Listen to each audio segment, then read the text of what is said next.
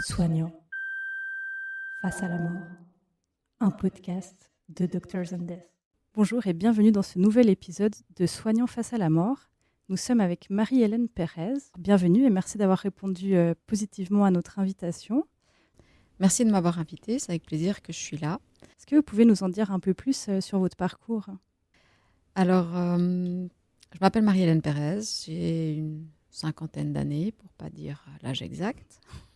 Et ça fait maintenant une vingtaine d'années que je fais de la médecine intensive pédiatrique. J'ai commencé par devenir pédiatre avec comme objectif d'être pédiatre en cabinet, jusqu'à ce que je sois empoisonnée par le virus de la médecine intensive. Et du coup, je suis restée au CHUV où j'ai repris en fait la chefferie des soins intensifs de pédiatrie du CHUV en 2018 et puis ensuite des soins intermédiaires de pédiatrie en 2020. Je n'ai pas grand-chose fait d'autre que ça, de la pédiatrie et de la médecine intensive. Et du coup, en parlant de la mort, c'est vrai que c'est un sujet dont on s'attend un peu moins à parler quand on parle de pédiatrie. Mais je pense que vous avez des anecdotes à nous raconter et qui seront très enrichissantes. Alors je pense déjà que c'est une erreur de penser que la mort n'existe que chez la personne âgée. Et la première chose que je dis quand les gens arrivent aux soins intensifs en formation, les médecins assistants, c'est que je leur dévoile un scoop. C'est qu'on va tous mourir. Et que ça fait partie de la vie. Et que les enfants aussi décèdent. Là où c'est compliqué quand c'est un enfant, c'est que c'est l'enfant de quelqu'un. Alors on me dirait les adultes, c'est aussi l'enfant de quelqu'un. Mais c'est pas ancré dans l'ordre de la vie. On meurt quand on est âgé, quand on est malade, quand on a déjà vécu.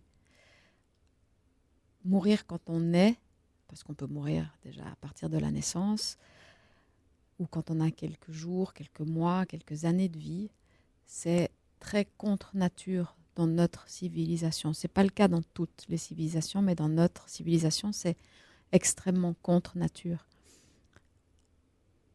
On ne sait pas trop ce que ça veut dire, on n'est pas confronté à ça comme adulte vivant dans un pays développé et on est désemparé face à ça. C'est quelque chose contre laquelle on lutte. La mort chez un enfant, c'est pour ça qu'on a fait des études de médecin, de pédiatre, d'intensiviste pédiatrique. Et on en a peu, en fait, quand on regarde par rapport à la mortalité aux soins intensifs adultes. Finalement, il y en a peu. Et donc, à chaque fois que ça arrive, c'est souvent des échecs, c'est souvent des drames. C'est toujours un drame, j'ai envie de dire. C'est la mort d'un enfant qu'on vit. C'est le désespoir des parents, de la famille de cet enfant, des grands-parents, qui souvent, c'est une souffrance inimaginable pour un grand-papa, une grand-maman, de voir son petit-fils, sa petite-fille qui décède. J'ai envie de dire, même si c'est pas juste, c'est presque pire pour un grand-parent que pour un parent. Pour eux, dans leur tête, c'est tellement contre nature, c'est tellement incompréhensible, c'est tellement insensé, c'est tellement sans mots, qu'il y a tout ce déchirement physique et psychique qu'on doit accompagner. Et c'est aussi la même chose finalement pour les soignants, parce que on est des êtres humains, et puis que on est aussi des parents pour un grand nombre des personnes qui travaillent en soins intensifs de pédiatrie, et que quelque part il y a aussi tout ce qui se reflète là-dedans, notre propre finitude, la finitude, le risque que de perdre un enfant. Et c'est des choses qui déchirent. Vraiment, je crois qu'une maman m'a dit un jour, ça me déchire la tête. Et j'ai jamais trouvé de plus belle image pour exprimer symboliquement ce que ça peut être de perdre un enfant. Ça me déchire la tête. Je crois que, voilà, ça dit tout. Oui, c'est quelque chose qui est devenu assez inimaginable en fait actuellement, le décès des enfants comparé à peut-être il y a 100 ans ou quand il y avait d'autres problématiques, c'était plus courant. Disons, quand je viens d'une famille espagnole et méditerranéenne où il y avait souvent 10, 12 enfants par famille et chaque famille avait perdu un ou deux enfants, soit en bas âge, soit un peu plus tard, soit d'un accident, soit d'une méningite, d'une infection, etc. C'est ce qu'on voit à l'heure actuelle aussi dans les pays en voie de développement, comme l'Afrique, comme l'Inde. Perdre un enfant, je ne dis pas que les parents ne souffrent pas, que les choses soient très claires, mais c'est quelque chose de, entre guillemets, normal. C'est quelque chose que tout le monde vit, c'est quelque chose qui fait partie de la vie. En Suisse, dans un pays développé comme celui dans lequel on vit, c'est pas normal. C'est pas normal, c'est pas acceptable. J'ai même presque envie de dire, c'est illégal. Quand il y a un enfant qui meurt, il y a souvent la justice qui s'en mêle aussi. Savoir comment se fait-ce qu'un enfant soit mort. Comment est-ce possible qu'un enfant puisse mourir? Or, les enfants sont malades, parfois gravement malades, que ce soit d'affections avec lesquelles ils naissent, que ce soit d'infections qu'ils attrapent ou d'accidents qu'ils peuvent avoir. Et oui, ils meurent, comme un adulte, comme une personne plus âgée. Est-ce que vous avez l'impression que c'est plus difficile de parler de la mort quand on travaille en pédiatrie que quand on travaille dans un service adulte? J'ai l'impression globalement qu'on n'a pas beaucoup évolué depuis que j'ai fini mes études, où on ne parlait pas de la mort. On n'avait pas du tout de cours ou d'enseignement quelconque par rapport à ça. On parlait à peine de l'annonce de mauvaises nouvelles. À l'heure actuelle, je n'ai pas l'impression qu'on ait énormément évolué. On dit qu'on a évolué, on dit que la parole est libérée. Et en fait, quand on veut parler de la mort, ça reste quelque chose d'extrêmement tabou. Et notamment quand on parle de la mort d'un enfant. Ça reste douloureux pour les personnes qui participent à des enseignements. Je donne un enseignement aux soins intensifs de pédiatrie à chaque début de tournus pour les médecins assistants qui arrivent aux soins intensifs. Ça reste extrêmement difficile pour eux de participer à cet après-midi, qui n'est pas vraiment un après-midi d'échange, de cours, c'est un après-midi d'échange, des expériences. Je le fais avec un accompagnant spirituel. Je l'ai fait longtemps aussi avec un pédopsychiatre ou une pédopsychiatre. Je l'ai fait avec un parent, un papa qui a perdu son enfant aux soins intensifs. Et c'est mal vécu. J'ai même eu récemment l'interdiction de donner cet enseignement parce que c'est trop mal vécu par les médecins assistants qui le reçoivent. Donc, alors que c'est très à la mode, les patients partenaires, les parents partenaires, alors qu'on on dit qu'on doit parler de ces choses-là, etc.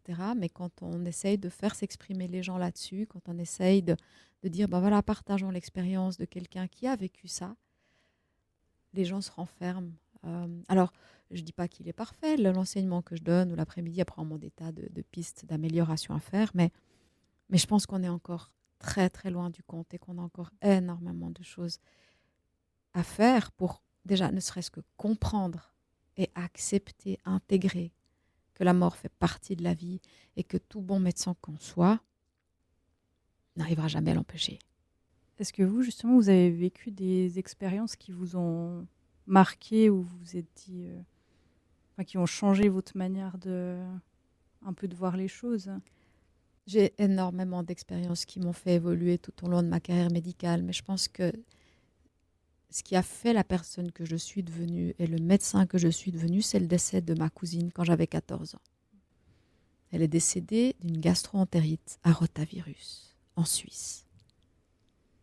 Maladie qui se soigne très bien. On sait que les gastro-entérites sont une des premières causes de mortalité dans le monde, mais c'est dans les pays en voie de développement, comme l'Afrique, comme l'Inde, voilà. Pas en Suisse. J'avais 14 ans. Je savais déjà que je voulais devenir médecin. Et c'est quelque chose qui m'a énormément marquée, alors que j'étais pas là en fait. Et que j'ai jamais pu voir ni dire au revoir à ma cousine. Elle avait 2 ans. Elle est décédée au déchocage du CHUV de cette gastro-entérite à rotavirus. Et c'est quelque chose qui m'a profondément marquée toute ma vie parce que je me suis dit, il ne faut pas empêcher les enfants de voir leurs proches décédés. c'est pire l'idée qu'on s'en fait. C'est pire l'imaginaire que la réalité. Et quand les parents me demandent est-ce que les frères et sœurs peuvent venir, est-ce qu'on devrait faire venir les frères et sœurs, je leur dis toujours que c'est à eux de décider parce que c'est eux les parents. Mais que dans mon expérience, l'imaginaire que vont avoir les enfants s'ils n'ont pas pu voir sera pire que ce qu'ils peuvent voir. Et souvent les enfants, expérience faite, des petits, ils viennent, ils touchent leur frère ou sœur qui est en train de décéder ou qui est décédé, et puis ils se mettent à jouer à côté. Ils ne voient pas les mêmes choses que ce que voient les adultes, ils ne sentent pas les mêmes choses. C'est probablement plus dur quand on est adolescent, quand on est un peu plus grand, où on comprend un peu mieux qu'est-ce que ça veut dire mourir. Mais de pouvoir avoir la possibilité d'être là, d'avoir dit au revoir et d'avoir vécu ça en famille, je pense que ça permet de guérir mieux que si on est mis à l'écart. C'est en tout cas quelque chose dont je suis profondément convaincue. Oui, je pense que ça aide aussi de pouvoir vivre ça à plusieurs, enfin que ce ne soit pas juste la famille nucléaire qui est un peu des fois seule dans ce deuil. Exactement. Tout le monde les gens ont un peu tendance à s'écarter parce que, comme si c'était contagieux en fait. Exactement. Or, c'est primordial que les familles soient soudées dans ces moments-là. Et justement, les rituels, le fait de pouvoir leur permettre de venir, d'être là, de participer, de se soutenir, c'est, je pense, quelque chose qui permet aux familles de survivre. Et ça fait partie des conseils que je donne aux familles qui perdent un enfant.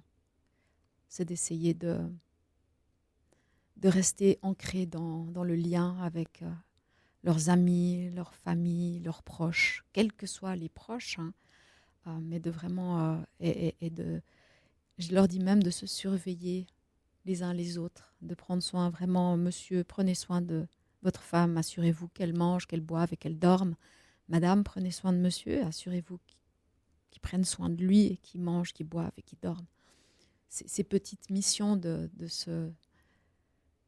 prendre soin de l'autre, souvent ça les fait rester sur pied. J'ai eu pas mal d'échos avec les années que ça les aide.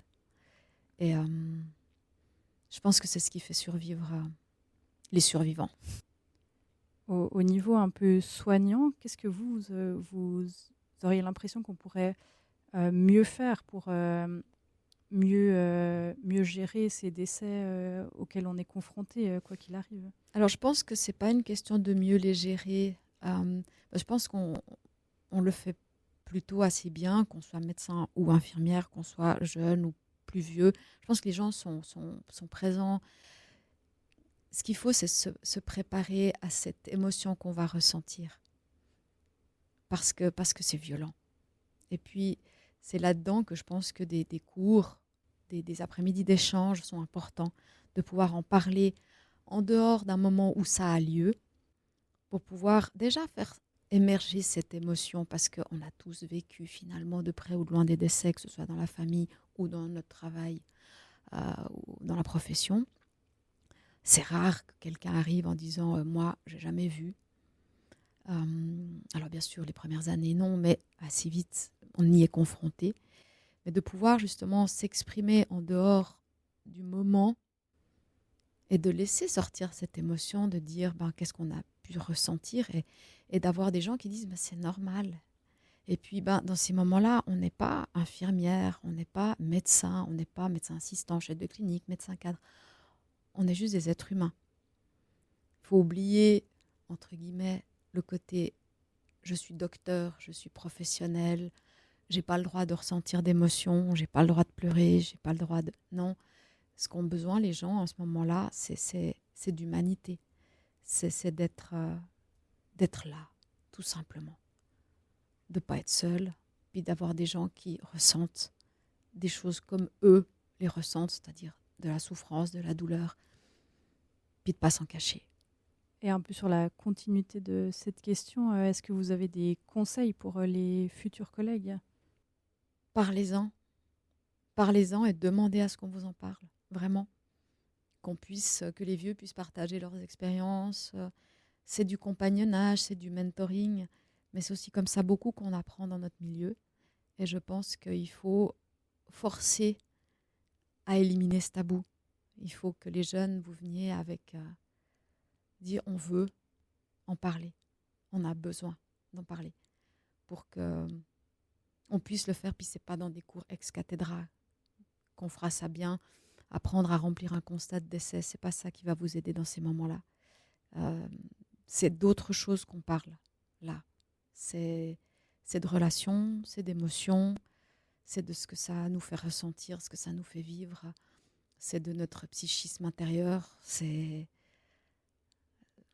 mille autres choses. C'est en fait le savoir-être du docteur qui sort là, c'est pas le savoir-faire ou le savoir-apprendre.